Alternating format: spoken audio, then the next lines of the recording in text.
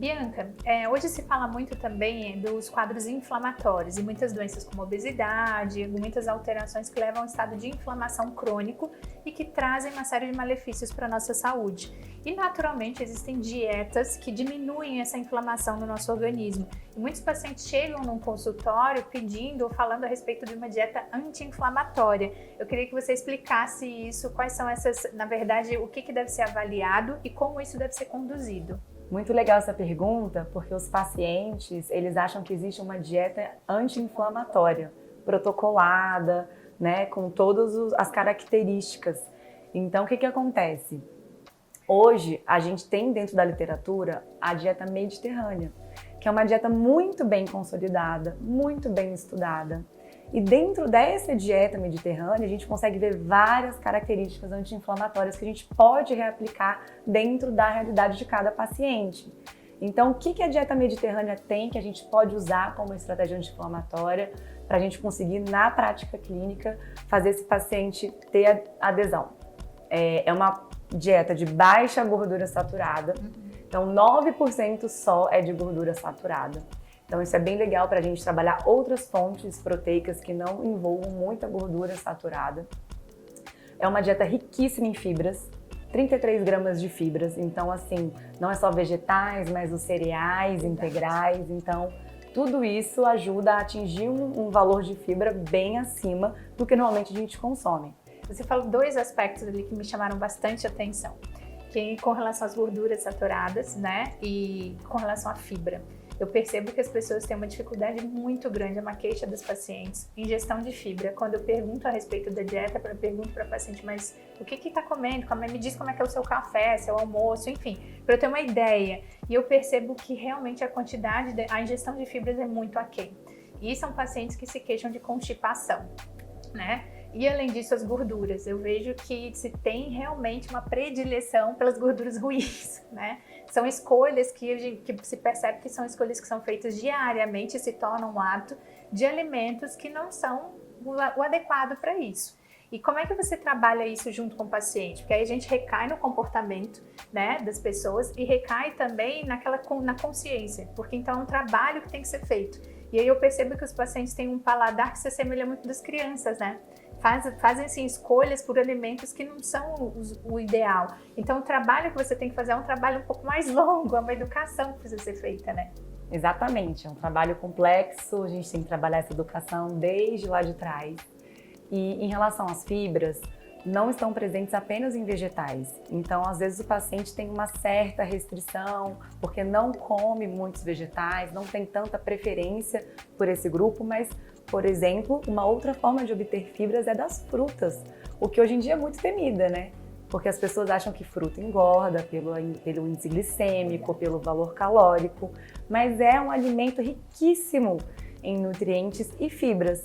Então, para aqueles pacientes que têm dificuldade nessa ingestão, de não conseguir atingir uma meta adequada de fibras, um suco verde, por exemplo, faz muita diferença, porque a gente usa vegetais e frutas ao mesmo tempo e você ingere de uma forma prática e rápida, né? Então, tem várias receitas muito boas que os pacientes conseguem aderir e incluir na rotina, porque é isso que importa no final das contas.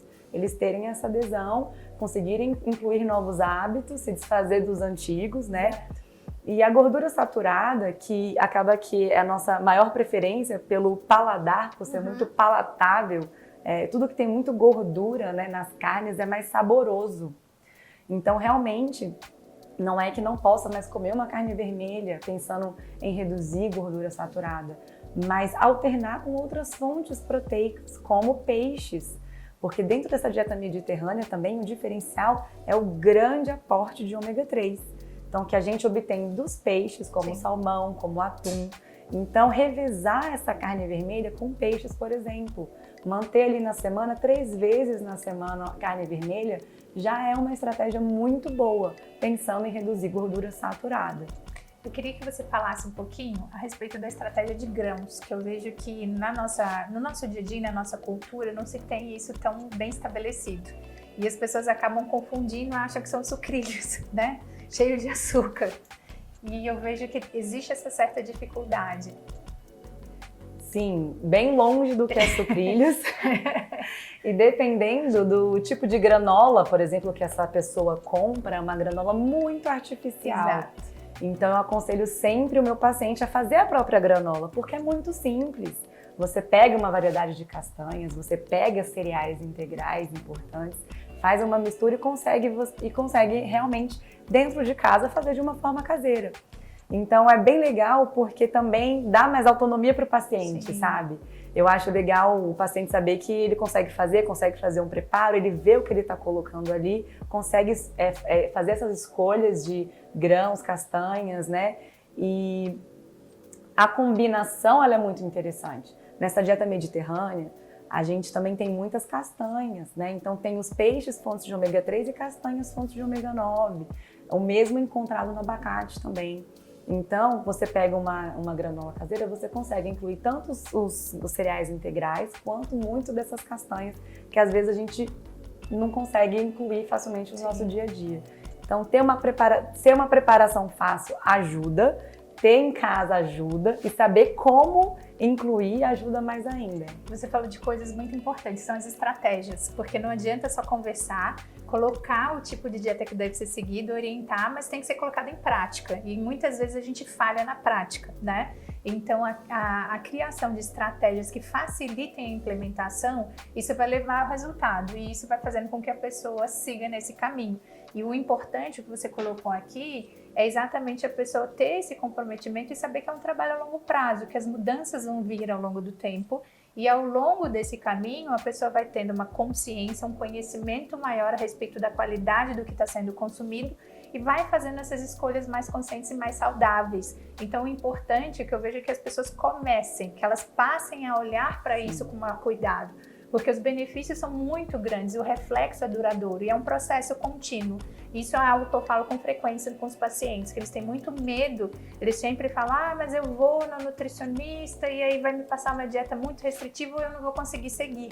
As pessoas não pensam num planejamento ao algo a ser construído. E eu vejo de uma maneira diferente, é isso que eu tento colocar para eles. É uma educação que precisa ser tida, que é uma educação que nós deveríamos ter desde criança dentro de casa, né? Mas em qualquer momento deve ser iniciado. E uma vez que se começa isso dentro de casa, toda a família começa a adotar, né? Com certeza. E essa rede de apoio é fundamental. Mas é interessante isso porque o alimento ele pode ser tanto um gatilho pró-inflamatório quanto um gatilho anti-inflamatório. Porque você falou, dependendo da escolha que esse paciente faz, se é uma dieta de baixa qualidade, essa alimentação vai ser capaz de piorar esse estado inflamatório dele. E ao mesmo tempo, dependendo das escolhas que ele faz, sendo mais assertivas, ele consegue usar de outros alimentos para ter uma ação anti-inflamatória que faz diferença a longo prazo. Então, você citou muito a dieta restritiva. A dieta restritiva, ela tem um impacto negativo, inclusive na tireoide. Então, as pessoas hoje elas têm resistência aí no nutricionista porque acham que o nutricionista vai privar esse paciente de comer o que ele gosta. E, na verdade, comer o que gosta faz parte de ter uma boa adesão. Comer o que gosta faz parte do paciente estar bem com ele mesmo também. E é super possível fazer um plano alimentar equilibrado tendo muitos alimentos que a gente já é acostumado. Mas, claro, sempre visando ter melhoras e incorporar novos hábitos, né?